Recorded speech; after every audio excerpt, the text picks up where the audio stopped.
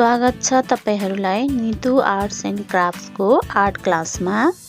च्यानलमा नयाँ हुनुहुन्छ भने सब्स्क्राइब बटनमा क्लिक गरेर नजिकैको बेल आइकनलाई पनि प्रेस गर्न नभुल्नु होला। अब हामी सुरु गरौँ सर्कल तानेर ड्रा गर्न। यसमा हामी सर्कल तान्छौं र त्यहाँ चाहिँ 2D र 3D मा शेडिङ कस्तो हुन्छ भनेर हामी चाहिँ ट्राई गर्दै छौं अथवा चित्र बनाउने कोसिस गर्दै छौं। यसको लागि एउटा सर्कल तानिरहेका छौं। यसलाई चाहिँ नाम दिऊ फ्ल्याट शेडिङ। यसमा चाहिँ शेडिङ राख्दाखेरि पेन्सिललाई फ्ल्याट पोजिसनमा समातेर हामीले शेडिङ बनाउन सुरु गर्नुपर्दछ। यसरी ल हेर्दै जानुस् है त। यसरी पुरैतिर इक्वली शेडिङ गर्नेलाई नै फ्ल्याट शेडिङ भनिन्छ। यो चाहिँ 2D मा हो। 2 डाइमेन्सनल स्ट्रक्चरमा शेडिङ गर्दाखेरि यसरी शेडिङ हुन्छ। अब चाहिँ 3D मा शेडिङ कस्तो हुन्छ भनेर बनाऊ। त्यसको लागि एउटा सर्कल तानौ। यो सर्कलमा चाहिँ यसरी फ्ल्याट शेडिङ ब्राकेटमा 3D भनेर नाम दिऊ। च्यानलमा नयाँ हुनुहुन्छ भने सब्स्क्राइब गर्न नभुल्नु होला। ल र यतातिर छ लाइट सोर्स मानौ यतातिरबाट आएको छ र हामीले चाहिँ शेडिङ चाहिँ यो साइडमा गर्नुपर्छ। त्यसैले गर्दा हामी अब शेडिङ बनाउनेतिर लागौं। यसरी हल्का प्रेस गर्दै सर्कुलर वेमा हामीले शेडिङ गर्दै जानुपर्छ सी आकारमा। र पहिला सुरुमा चाहिँ बाक्लो शेडिङ गर्दिने, पछि हल्का शेडिङ गर्दै जाने र एन्डतिर चाहिँ हल्का गर्ने। बीचमा चाहिँ लाइट देखाउने हुनाले हामीले शेडिङ गर्नु हुँदैन। बीचतिर चाहिँ साइडमा चाहिँ अलि गाढा बनाऊ। त्यसरी हामीले यो थाहा पाउनु पर्छ कि लाइट आको अपोजिटतिर नै शेडिङ बन्ने गर्दछ। त्यसैले हामीले अपोजिटतिर शेडिङ बनाएका छौं।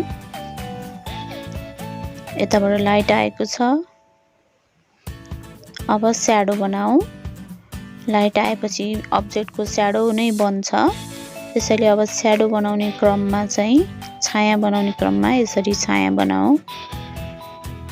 ब्लेन्ड गर्दै पेन्सिललाई डार्क स्याडो बनाउने यसरी।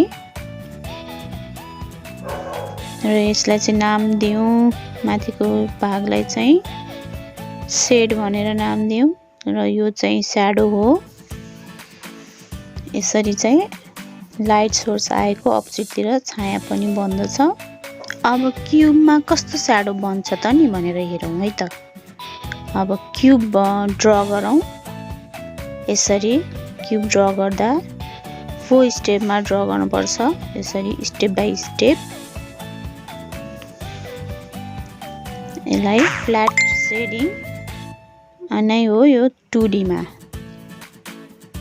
र यसरी यहाँ चाहिँ अलिकति गाढा गर्दियौं र स्याडो बनाउन सुरु गरौँ। सबैतिर फ्ल्याट शेडिङमा फ्ल्याट तरिकाले शेड हाल्दिने गर्नुपर्छ। यता पनि शेड हालौं। शेड बनाऊ। ब्लेन्ड गर्दै पेन्सिललाई यसरी। अब त्यसपछि माथितिर पनि ब्लेन्ड गर्दै जाऊ। यसरी शेडिङ गर्ने।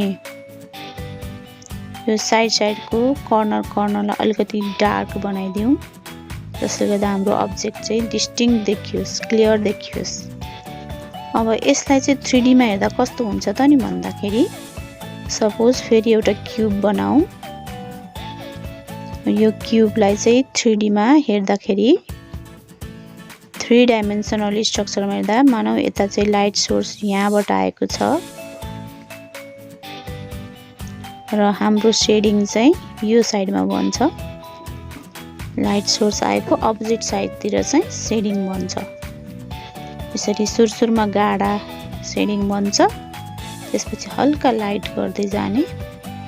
यसरी गाढा अनि मधुरो बन्दै जान्छ। अनि यो साइडमा चाहिँ फेरि कर्नरबाट सबैतिर फैलिएर गएको जस्तो देखाइदिऊ। यसरी ल हेर्नुस् त कस्तो बनेको छ। भिडियोलाई पुरा हेर्दिनु हुन म हार्दिक अनुरोध गर्दछु। प्लिज स्किप नगर्दिनु होला। धैर्यताका साथ हेर्यो भने मात्र हामीले सेडिङ गर्न जान्दछौँ। त्यसैले धैर्य धारण गरेर हेर्दिनु हुन अनुरोध गर्दछु। यसपछि चाहिँ यता यसको स्याडो बनाउने क्रममा यसरी स्याडो बनाउनु पर्दछ।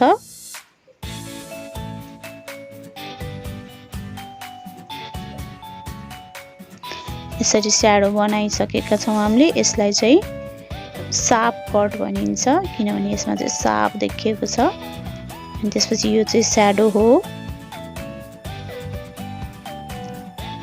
यतापट्टि चाहिँ लाइट टोन आएको छ, हल्का लाइट टोन आएको छ।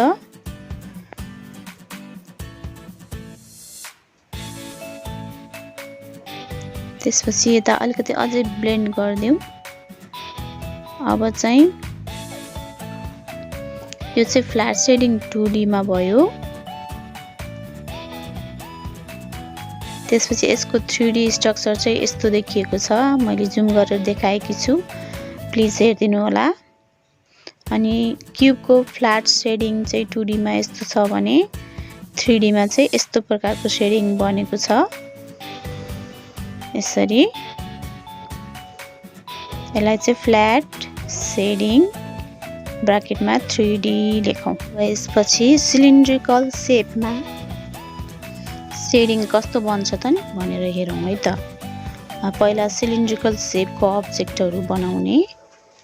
अब यसरी यसलाई चाहिँ फ्ल्याट सेडिङ इन 2D लेख्ने, ब्राकेटमा 2D लेख्ने। यो चाहिँ सिलिन्डर हो। यसरी यो सिलिन्डरमा चाहिँ अब सेडिङ गराउँदाखेरि यसमा पहिला यो साइडमा डार्क गराउने। त्यसपछि पेनलाई यसरी समातेर यहाँ फ्ल्याट सेडिङ गरिदिने। फ्ल्याट तरिकाले पेनलाई यो पोजिसनमा समात्नु पर्छ पेन्सिललाई। त्यसपछि यसरी सेडिङ गर्दै जाने। हेर्नुस् त यतातिर डार्क गर्ने। सबैतिर इक्वली डिस्ट्रिब्युटेड हुनुपर्छ है सेडिङ चाहिँ 2 डाइमेन्सनलमा। अब 3 डाइमेन्सनलमा हेर्दाखेरि हाम्रो छाया पनि बन्छ। यो चाहिँ फ्ल्याट सेडिङ इन 3D हो। अब यसमा चाहिँ लाइट सोर्स चाहिँ यताबाट आएको छ मानौ, यसरी आएको छ। त्यहाँ र त्यहाँ लाइट सोर्स परेको छ भने सेडिङ चाहिँ यसरी बन्दछ।